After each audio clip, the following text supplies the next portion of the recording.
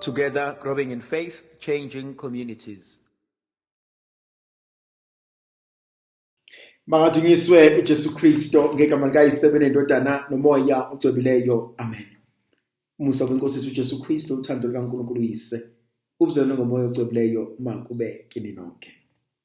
Namhlanje izithando zami ngifisa ukuba sifunde incwadi yevangeli njengoba ilotshwe uJohannes umpostoli, isahluko se-12, ivesi yokuqala kuze kube ivesi ye-11.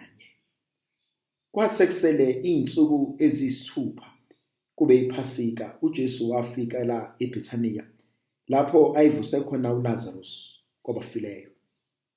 Base bemenzela idili khona. Wakhonza uMartha, kepha uLazarus wayephakathi kwalabo ababehlezi naye etafuleni. uMaria wayesethatha iphawundi lamafutha anamakha aligugu, wagcoba izinyawo zikaJesu, wazesula ngezinwele zakhe, indlu yagcwala iphunga lamakha.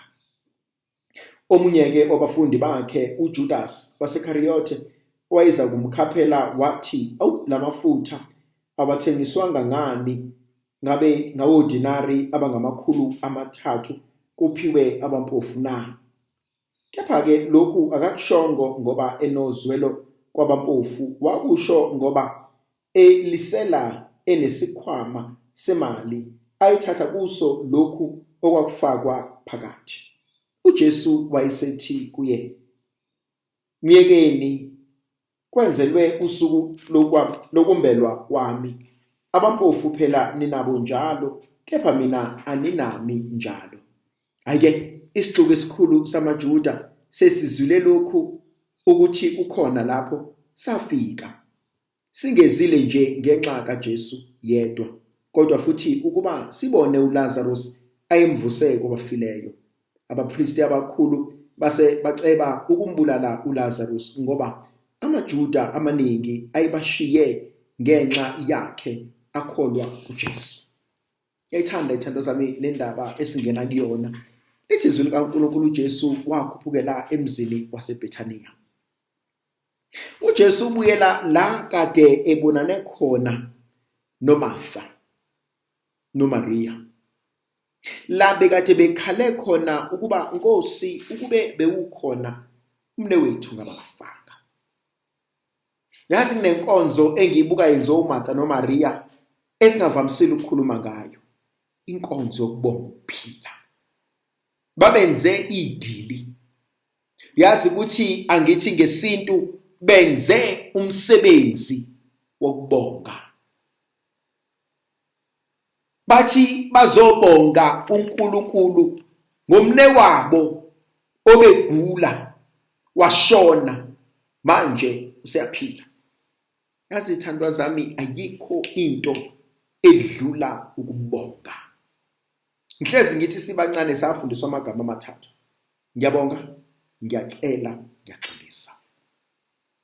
Ngikuthanda lenkonzo abayenzayo. Lithi izwi likaNkulunkulu, uJesu wakhuphukela eBhethaniya.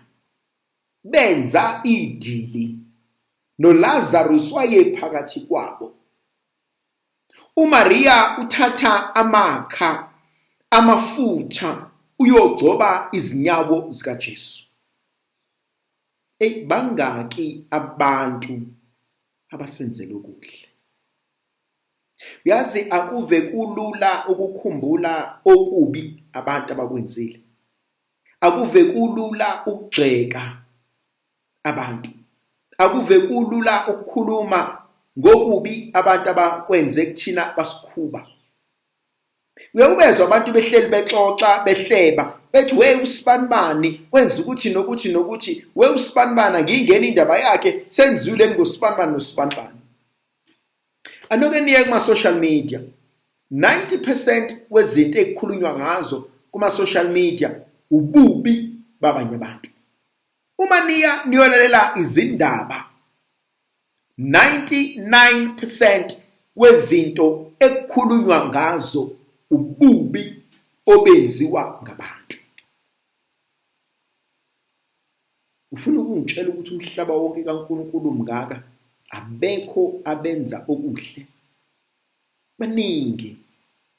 Kungani pho singakhulumi ngabo? Kungani pho singambonga uNkulunkulu ngabo? Kungani pho singaqhakambisi okuhle abakwenzile?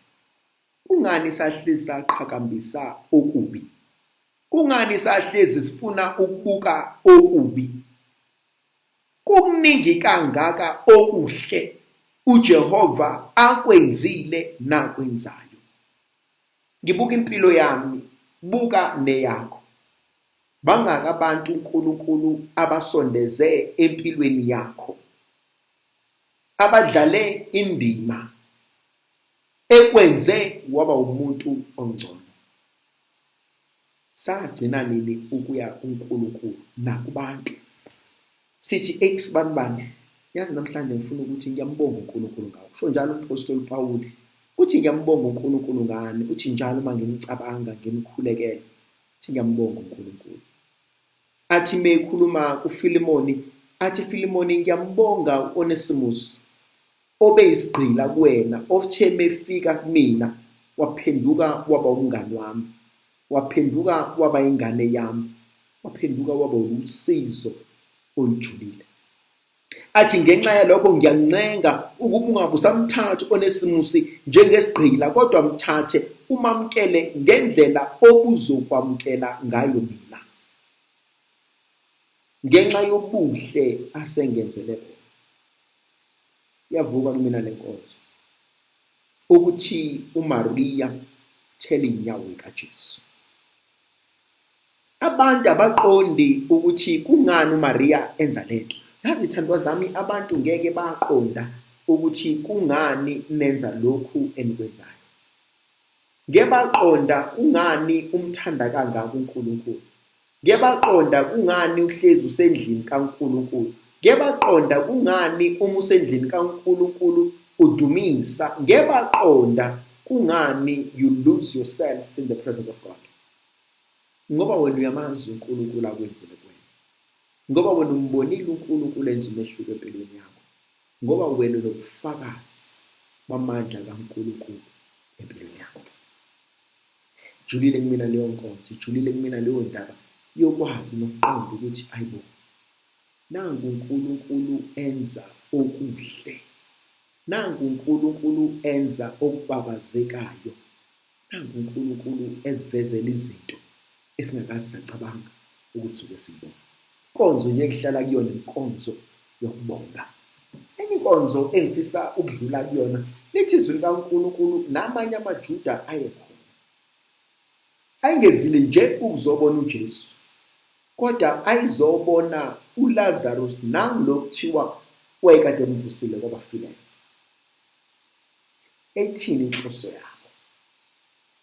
Yazi khona abanye abantu abazofika empilweni yakho hayi ngenhloso enhle, hayi ngenhloso yokwenza okubabazekayo. Abanye bafuna ukubona ukuthi hayibo, ngempela uwe lo, ngempela uyakholwa, ngempela impilo yakho ishintshile. Akusiyo wonke umuntu ofuna ukubona ungcono. Yazi thandwa zami, kunento ejulile. Khona abanye abantu abakuzondayo, abakuzondeli ini engakanani. Bazonda ukuthi wawukade uphila njengabo kodwa manje sewushintshile. Bazonda ukuthi nani kade nixakeka ndawonye kodwa manje awusaxakekile. Bazonda ukuthi wawucela kubona kodwa manje awusaceli kubona. Bazonda ukuthi izingane zakho ikhula zayigqoka ingubo zeingane zazo kodwa manje sewukwazi ukuthenga izinto bona abangenazo. Abanye abantu ababulawo ukuthi wenzeni kubona, babulawo ukuthi awuseyiyona lento abakushiya uyona. Yazi mina iyavuka inkonzo yokuthi kancane asimnxuse uNkulunkulu ukuthi akasikhanyisele ekukhuleni kwethu, ekusimameni kwethu. Singakhohlwa ukubonga ukuthi Nkosi, konke engiyikho, konke enginakho, konke engikwenzayo, ukube wena bewungela, ukube wena awuthandanga, ukube wena awuthembekanga, ngaba kukho. Umphefumulo wami uyayibonga iNkosi Moya wami yesasa nguNkulunkulu umsindisi wami, ngoba bheka wenzile okunamandla ngengane yakhe. Ndlovukazi yezulu ayibenathi sibuso sizivikele, sikhanyisele, sinike amandla negrasi, igama likaYise sebenendodana nomoya ogcobileyo.